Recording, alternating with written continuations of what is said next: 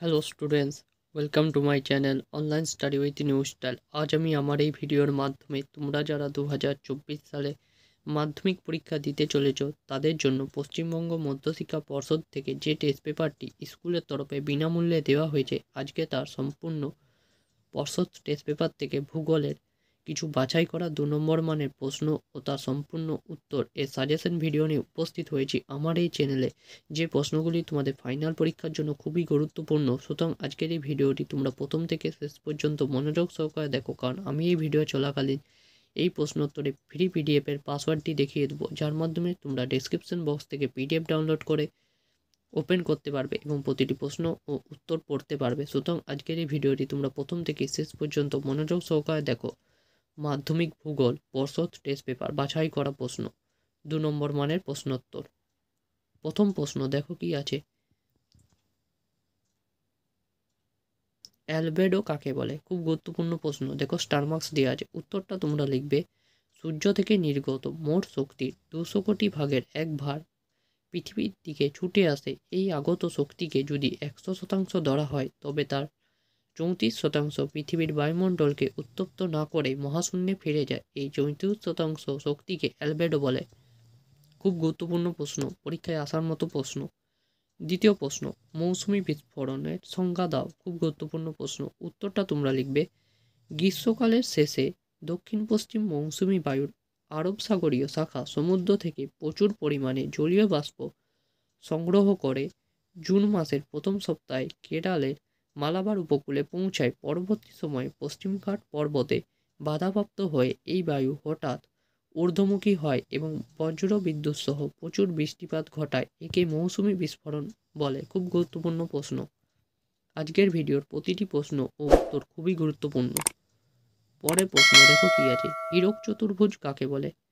উত্তরটা তোমরা লিখবে সোনালী চতুর্ভুজ প্রকল্পের দেশের বৃহৎ 4টি মেট্রোপলিটন শহর দিল্লি, মুম্বাই, চেন্নাই ও কলকাতা সংযোগকারী অতি দ্রুতগামী রেল যোগাযোগ প্রকল্পকে হীরক চতুর্ভুজ বলে। খুব গুরুত্বপূর্ণ প্রশ্ন, পরীক্ষায় আসার মতো। পরের প্রশ্ন, আশ্বিনের ঝড় কাকে বলে? উত্তরটা তোমরা লিখবে শরৎকালে অর্থাৎ অক্টোবর নভেম্বর মাসে যখন দক্ষিণ পশ্চিম মৌসুমি বায়ু ভারত থেকে প্রত্যাগমন করে, তখন বঙ্গোপসাগর ও সংলগ্ন ভারত মহাসাগরের উপর শক্তিশালী ক্রান্তীয় ঘূর্ণিঝড় সৃষ্টি হয়, যা উত্তরমুখী হয়ে বঙ্গোপসাগরীয় উপকূলের রাজ্যগুলির উপর প্রবল ঝড় বৃষ্টি সহ আছড়ে পড়ে। একে বলে স্লাইকন। এর সঙ্গে লিখবে কারণটা, যেহেতু পশ্চিমবঙ্গে প্রধানত আশ্বিন মাসে এই স্লাইকন তথা ঘূর্ণিঝড়ের আবির্ভাব ঘটে, তাই এখানে এটি আশ্বিনের ঝড় নামে পরিচিত। খুব গুরুত্বপূর্ণ প্রশ্ন। পরের প্রশ্ন, অনুসারী শিল্প কাকে বলে? উত্তরটা তোমরা লিখবে কোনো বৃহদায়তন শিল্প থেকে যেসব শিল্পজাত দ্রব্য উৎপাদিত হয়, সেই সব শিল্পজাত দ্রব্যকে ব্যবহার করে যেসব ছোট ছোট শিল্প গড়ে ওঠে তাদের অনুসারী শিল্প বা ডাউনস্ট্রিম ইন্ডাস্ট্রি বলে। যেমন পেট্রোরসায়ন শিল্প থেকে উৎপন্ন প্লাস্টিক বা পিভিসি শিটকে ব্যবহার করে বহু রকম প্লাস্টিক শিল্প গড়ে উঠেছে। খুব গুরুত্বপূর্ণ প্রশ্ন। পরের প্রশ্ন, আন্তঃক্রান্তীয় মিলন ক্ষেত্র বা আইটিসিজেড কি? উত্তরটা তোমরা লিখবে পূর্ব ও দক্ষিণ পূর্ব আয়ন বায়ু নিরক্ষীয় নিম্নচাপ বলয়। ব্র্যাকেটে লিখবে 5 ডিগ্রি উত্তর থেকে 5 ডিগ্রি দক্ষিণ অক্ষরেখার মধ্যে বরাবর মিলিত হয় এই অঞ্চলকে আন্তঃক্রান্তীয় মিলন অঞ্চল বা মিলন ক্ষেত্র, ব্র্যাকেটে তোমরা লিখবে ইন্টারট্রপিক্যাল কনভারেন্স জোন বা আইটিসিজেড বলে। পরের প্রশ্ন, সারাসারির বান কাকে বলে? খুব গুরুত্বপূর্ণ প্রশ্ন, পরীক্ষায় আসার মতো প্রশ্ন। পরের প্রশ্ন, পশ্চিমী ঝঞ্ঝা কাকে বলে? উত্তরটা তোমরা লিখবে শীতকালে ভূমধ্যসাগরীয় অঞ্চল থেকে প্রচুর পরিমাণে জলীয় বাষ্প বহন করে নিয়ে আসা দুর্বল নাতিশীতোষ্ণ ঘূর্ণাবাতের প্রভাবে উত্তর ও উত্তর পশ্চিম ভারতে জম্মু কাশ্মীর, রাজস্থান, পাঞ্জাব, হরিয়ানা, উত্তরপ্রদেশ ও উত্তরাখণ্ড রাজ্যের শীতকালীন রোদ ঝলমলে আবহাওয়া বিঘ্নিত হয় এবং মাঝে মাঝে এই অঞ্চলে হালকা বৃষ্টিপাত ও পার্বত্য অঞ্চলে তুষারপাত হয়।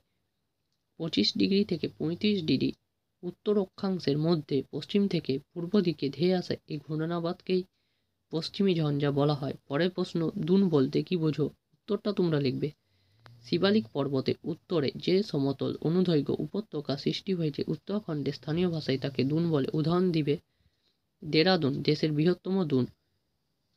পরের প্রশ্ন, ভূবৈচিত্র্য গুরুত্ব সূচক মানচিত্রের সংজ্ঞা দাও। উত্তরটা তোমরা দেখে নাও। পরের প্রশ্ন, সিজিগি কাকে বলে?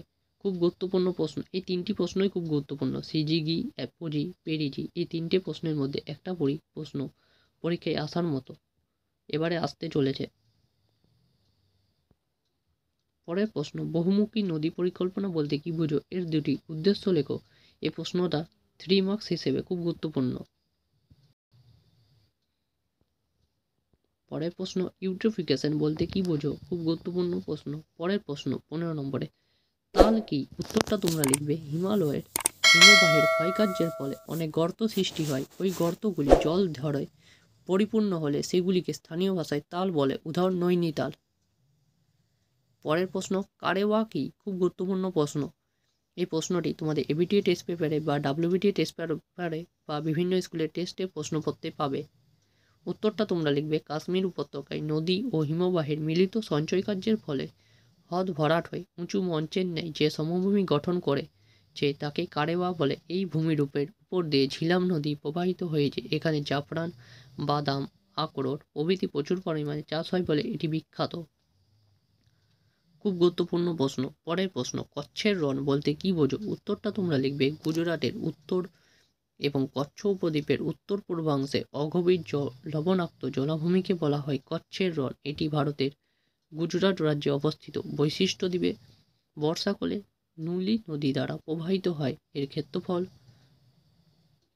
৭৩,৬০০ বর্গ কিলোমিটার।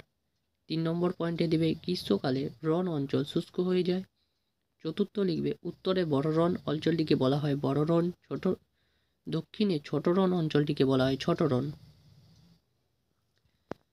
পরের প্রশ্ন, মালনাদ ও ময়দান বলতে কি বোঝো? খুব গুরুত্বপূর্ণ প্রশ্ন।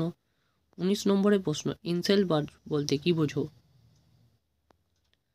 এবং আজকের ভিডিও শেষ প্রশ্ন 20 নম্বরে, নর্মদা ও তাপ্তি নদী পশ্চিম বাহিনী কেন? উত্তরটা তোমরা দেখো।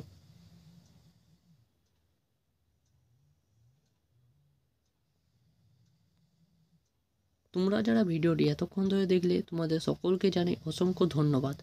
ভিডিওটি ভালো লেগে থাকলে এবং একটুও হেল্পফুল মনে হলে এবং তোমাদের সাহায্য করে থাকলে ভিডিওটি অতি অবশ্যই লাইক করো, বন্ধুদের মধ্যে শেয়ার করো এবং প্রতিবারের মতো আমি এই ভিডিওতেও তোমাদের সকলের কাছে রিকোয়েস্ট করছি, তোমরা প্লিজ এই চ্যানেলটিকে সাবস্ক্রাইব করে নিজের পরিবারের মতো আপন করে নাও এবং আমার পাশে এসে দাঁড়াও। আবার বলছি, এই চ্যানেলটি 1 বছর হতে চলছে। তোমাদের সকলের কাছে রিকোয়েস্ট, এই চ্যানেলটিকে সাবস্ক্রাইব করো। আজ এতটাই, পরদিন দেখা হবে অন্য একটি নতুন ভিডিওতে।